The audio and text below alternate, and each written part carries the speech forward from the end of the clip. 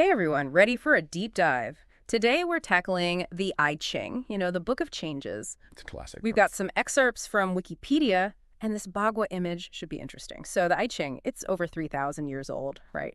And people use it for divination. It is old, yeah. Yeah. But it's way more than just like fortune telling. The I Ching is really a whole philosophical system, hugely important to Eastern thought.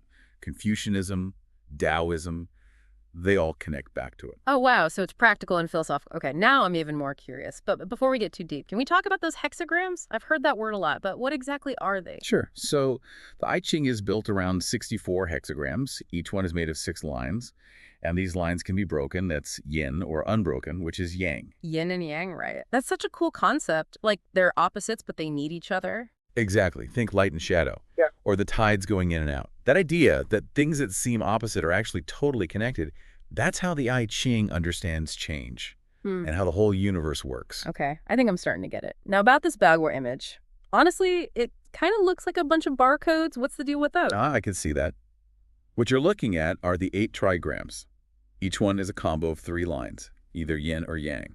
And like those barcodes, each combo has its own meaning. So each trigram stands for something bigger, like a force of nature or a basic principle. Right. 3 unbroken lines that symbolize fire, energy, clarity. But 3 broken ones, that's water, adaptability, going with the flow.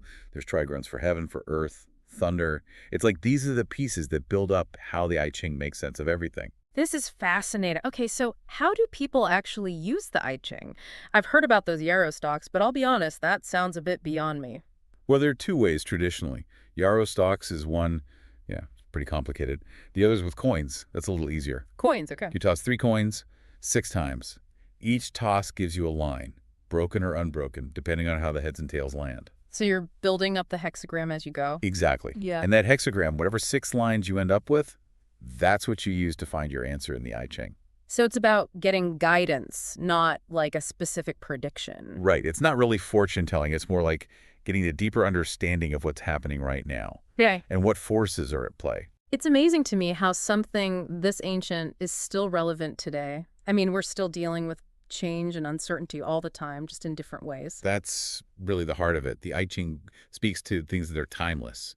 Every culture, every time period deals with these same big questions. Okay, so we've talked about the hexagrams and the trigrams and how the I Ching is used for divination, but there's a whole other layer to this, right? The philosophy behind it all. Absolutely, if we want to connect this to the larger picture. So the I Ching, it's not just some ancient fortune cookie, right? There's real philosophical depth here. But how does it apply to us now, in the 21st century with everything going on? Well, think about it. One of the biggest things the I Ching emphasizes is that change is constant, right? It's all about that flow between yin and yang. Yeah, that makes sense. It's like nothing stays the same no matter how much we want it to. Exactly. And yet we spend so much time trying to control everything, force things to fit into how we think they should be.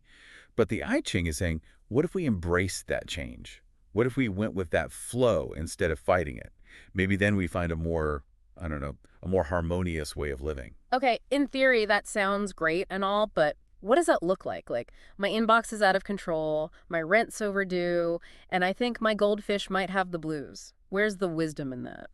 It's not so much about like the I Ching telling you exactly what to do. It's more about shifting your whole perspective, becoming more adaptable, more receptive. The I Ching talks a lot about water, how it always finds its way. So when I'm stressing about paying rent, instead of freaking out, the I Ching would be like, hey, go consult those hexagrams for the winning lottery numbers. Well, not exactly. It's more about taking a step back, asking yourself, what's really going on here? What can I learn from this? Maybe even what kind of opportunities might come out of this change. So it's about introspection then, not about getting a straight answer, but using the I Ching to kind of guide you toward a deeper understanding of what's going on. Yeah, you could say that. It's a tool for self-reflection, for understanding. What's really wild is that the I Ching basically predicted how interconnected everything is these days. Like thousands of years ago, they knew that everything affects everything else. That's so true. Especially now, everything from like climate change to the news, it all feels so intertwined. Right. We're all part of this massive web. Yeah. And the I Ching is like this guidebook for understanding the patterns within it. Instead of just getting tangled up in it all. Exactly. It's about learning to move with those patterns, not against them.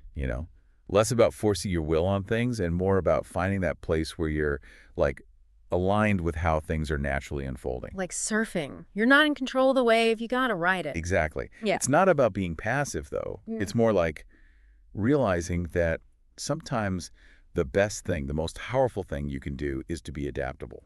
Work with the change, not try to overpower it. It's interesting how much this lines up with like complexity theory and stuff. Oh, totally. Complexity theory talks about how these simple systems can create these, like, incredibly complex results. Which is, hello, the world we live in right now. Right. Climate change, politics, everything's connected, always changing in ways we can barely keep up with. And the I Ching, with that whole yin and yang dance, it gives us this framework, a way to actually understand and navigate all of that. It's like a call to action, in a way, to be flexible, to be okay with not knowing everything, and to remember that every challenge also holds the potential for transformation. So we've got a divination tool, a system of philosophy, and now a guidebook for thriving in the modern world. It's almost like the I Ching is more relevant now than ever. It's amazing, right? This ancient text, and it still has so much to teach us. It's like every time you come back to it, you find something new. It's a journey. It really does make you think, huh, like maybe we should loosen up on trying to control every little thing, embrace the flow a bit more. That's the beauty of it. It's not about, here's the answer, go do this. It's, here's some questions to think about. Look at things from this angle and find your way forward. It's more like a compass, pointing you toward a deeper understanding. Now, you mentioned earlier how the I Ching connects to Confucianism and Taoism. I'd love to dig into that a little more. Yeah, definitely. It's incredible how one text can be so central to completely different ways of thinking. Right. Both Confucianism and Taoism, they both go back to the I Ching, but they each kind of interpret it in their own way. Confucianism, with that focus on social order, ethics, all that, they see the I Ching as a way to guide moral decisions. It helps you understand your place in the world and how to live in harmony with, well, with heaven. So it's about using that wisdom to create a more just, more harmonious society as a whole. Exactly. For them, it's a framework for ethical leadership, for building good relationships, all working towards a more stable world. That makes a lot of sense.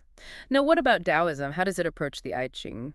Taoism is all about aligning yourself with the Tao, that like underlying principle of the universe. The way they see it, the I Ching reflects how the Tao is always changing, always moving. So it's a way to understand those changes and learn how to move with them. Less about forcing things to be a certain way and more about going with the flow. Yeah. Yeah. Think of like a leaf floating downstream. It doesn't fight the current. It just goes with it. Yeah. That's the idea. Yeah. Effortless action, letting go, finding peace in the middle of all the chaos. I love that. It's amazing how two such different philosophies can draw such profound insights from the same source. It really speaks to how much depth there is to the I Ching, don't you think?